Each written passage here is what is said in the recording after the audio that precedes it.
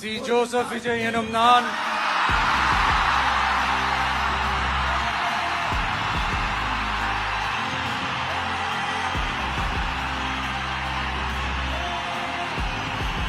சட்டப்படி அமைக்கப்பெற்ற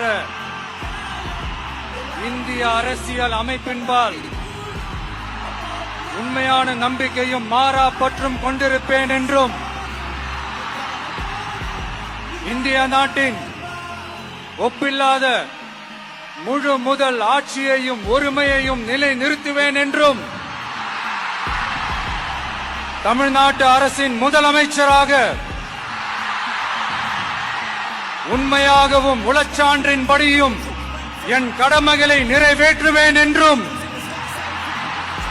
அரசியல் அமைப்பிற்கும் சட்டத்திற்கும் இணங்க அச்சமும் ஒருதலை சார்பும் இன்றி விருப்பு வெறுப்பை விலக்கி பலதரப்பட்ட மக்கள் அனைவருக்கும் நேர்மையானதை செய்வேன் என்றும் ஆண்டவன் மீது ஆணையிட்டு உறுதிமொழிகிறேன்.